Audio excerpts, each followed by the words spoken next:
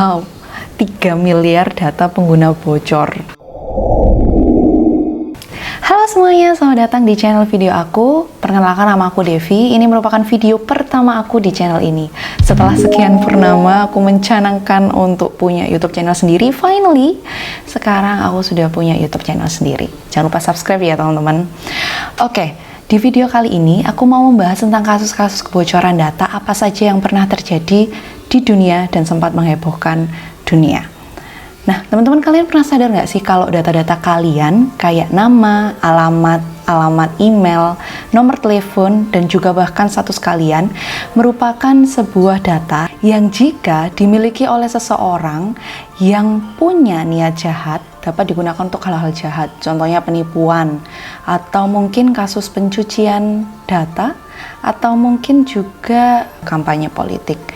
Nah, kira-kira apa saja sih kasus-kasus yang pernah terjadi dan sempat menghebohkan dunia? Kita langsung aja mulai yuk.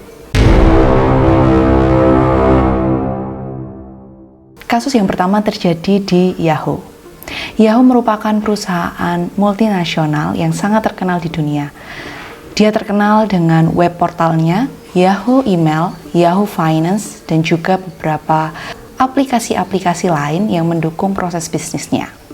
Kebocoran data di Yahoo ini merupakan salah satu kasus kebocoran data yang diperkirakan merupakan kasus terbesar di dunia.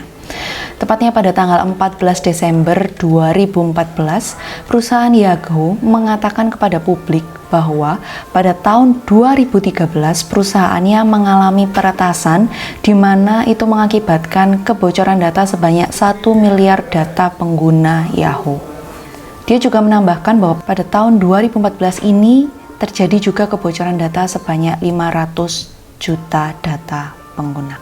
Karena besarnya kebocoran data ini dan juga sudah adanya beberapa laporan terkait kasus-kasus yang terjadi akibat kebocoran data ini, pemerintah Amerika Serikat melakukan penyelidikan yang melibatkan FBI. Hingga pada akhirnya di tanggal 15 Maret 2017, FBI menetapkan 4 orang anggota intelijen Rusia sebagai dalang dari kasus kebocoran data ini. Setelah FBI menetapkan 4 orang agen Rusia ini sebagai tersangka, pihak pemerintah Rusia menyatakan bahwa mereka tidak terlibat dalam kasus kebocoran data ini. Di tahun yang sama, di tahun 2017, tepatnya di bulan Oktober, Verizon, yaitu perusahaan yang mengakuisisi Yahoo pada waktu itu, memberikan konferensi pers dan menyatakan kepada publik bahwa kenyataan kasus yang terjadi pada Maret 2013 lalu tidak hanya menyebabkan kebocoran data sebesar 1,5 miliar pengguna, tetapi seluruh data pengguna Yahoo pada saat itu bocor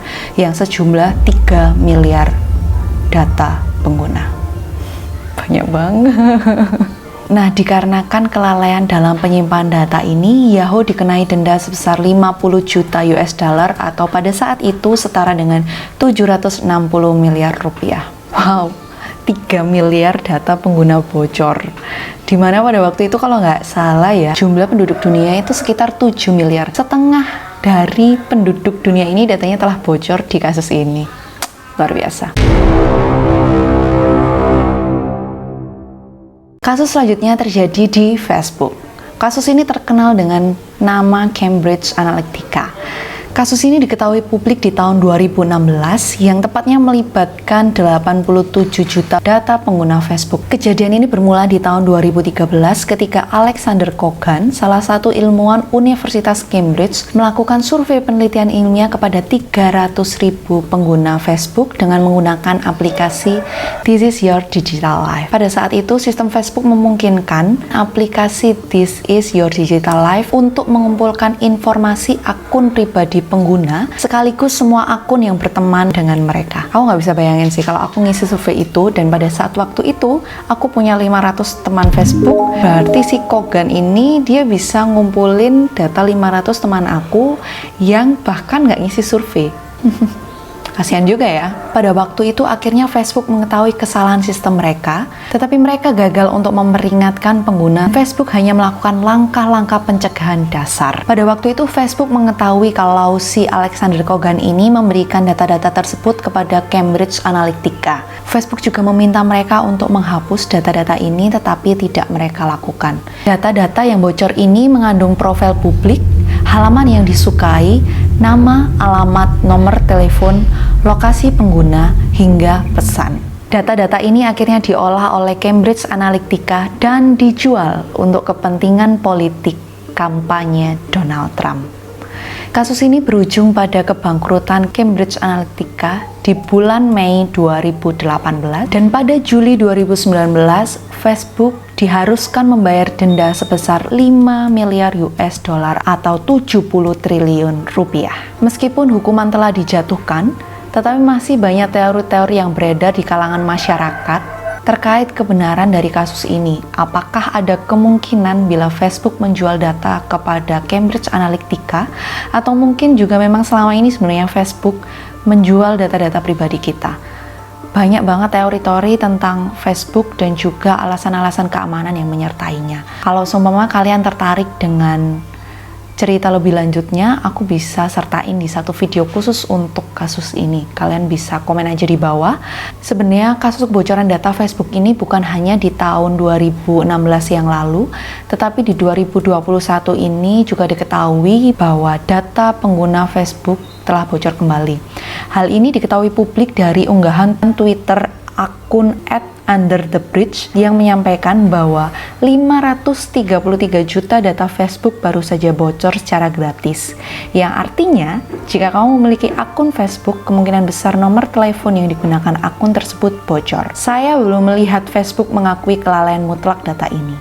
Dia juga menambahkan bahwa orang jahat pasti akan menggunakan informasi ini untuk rekayasa sosial, penipuan, peretasan, dan pemerasan. Data yang bocor ini sebanyak 533 juta data pribadi dari 106 negara yang disebarkan di internet secara gratis. Pihak Facebook sudah angkat bicara dan mengatakan sebenarnya kasus kebocoran data ini terjadi di tahun 2019 lalu, tepatnya di bulan September. Data pengguna yang paling banyak tersebar dari negara Mesir sebanyak 44,8 juta, Tunisia sebanyak 39,5 juta, Italia sebanyak 35,6 juta, Amerika Serikat sebanyak 32,3 juta, UK sebanyak 11 juta, dan di Indonesia sendiri mencapai 130.000 pengguna. Data yang bocor ini melingkupi nama, alamat, ID Facebook, gender, pekerjaan, asal negara, status pernikahan, dan alamat email.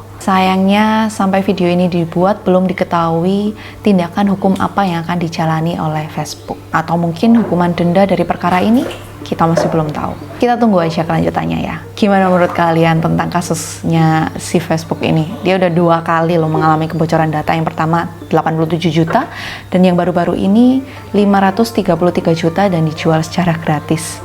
Bukan dijual berarti ya, diberikan secara gratis dan beredar di internet. Dataku, datamu, semuanya bocor. Nah, selanjutnya kasus yang terakhir. Kasus selanjutnya adalah kasus kebocoran data yang menimpa perusahaan BPJS yang baru-baru ini menghebohkan masyarakat Indonesia di sosial media. Kasus ini terjadi di Mei 2021. Salah satu akun yang bernama Coach diketahui menjual data masyarakat Indonesia di salah satu situs Right Forum. Right Forum sendiri merupakan salah satu situs yang ada di Deep Web. Data yang dijual oleh Coach ini berisikan 279 data masyarakat Indonesia yang berisikan NIK, nomor telepon, alamat email, hingga gaji. Bahkan sebanyak 20 juta data memuat foto pribadi. Data itu dijual seharga 0,15 Bitcoin atau 81,6 juta rupiah. Coach menyampaikan bahwa data itu diambil dari situs bpjskesehatan.go.id. Tetapi menurut pihak BPJS hingga saat ini jumlah pengguna BPJS Kesehatan hanya 222,4 juta jiwa. Yang mungkin aja masuk akal sih teman-teman ya. Kalau dia bilang 279 juta berarti mungkin sisanya adalah data kopian. Kasus kebocoran data ini sampai saat ini masih diselidiki oleh Kominfo dan juga pihak yang berwajib terkait siapa yang bertanggung jawab atas kasus kebocoran data ini. Kalau menurut sensus sendiri, jumlah penduduk di Indonesia sampai saat ini adalah 271 juta data. Dimana kalau tadi Coach yang mengaku dia menjual sebanyak 279 data, berarti ada sekitar selisih 8 juta data yang entah punya siapa. Ya begitulah kasus-kasus kebocoran data yang sempat menghebohkan dunia dan pernah terjadi. Sebenarnya sih kalau di Indonesia sendiri ada juga kasus-kasus kebocoran data yang pernah terjadi lainnya. Pada 2020 lalu, kebocoran data terjadi di Bukalapak sebanyak 13 juta data pengguna bocor, dan juga di Tokopedia sebanyak 91 juta data pengguna bocor. Tapi sayangnya sampai saat ini sepertinya belum ada tindakan khusus terkait kebocoran data dari Tokopedia maupun Bukalapak, sehingga tidak aku bahas di video kali ini. Ya memang sih data yang sudah terlanjur bocor memang merugikan bagi kita, tapi kita perlu ingat kalau nggak semua perusahaan itu memiliki sistem keamanan yang buruk. Kita harus percaya sama teman-teman kita yang saat ini menyimpan dan menjaga data-data kita. Aku percaya kalian sudah bekerja keras untuk menjaga data-dataku, dan tetap semangat untuk bekerja lebih keras lagi ya, biar data-data kita aman. Dan terima kasih sudah menjaga data-data kita semua sampai saat ini. Oke, sekian video kali ini. Terima kasih untuk kalian semua yang sudah menonton video ini dari awal sampai akhir. Kalian bisa komen di kolom komentar apa aja video-video selanjutnya, atau mungkin topik-topik cerita-cerita menarik lainnya yang kalian ingin aku bahas di video-videoku selanjutnya. Dan kalian juga boleh menyampaikan saran atau pendapat terkait video-videoku, biar kita semua bisa tumbuh kembang bersama ya, broda dan sista aku. Dan kalau kalian suka dengan video ini, jangan lupa klik like-nya, share, subscribe, dan juga nyalain lonceng notifikasinya, biar kalian nggak ketinggalan updatean-updatean seru aku dan cerita-cerita seru aku lainnya. Oke, bye-bye!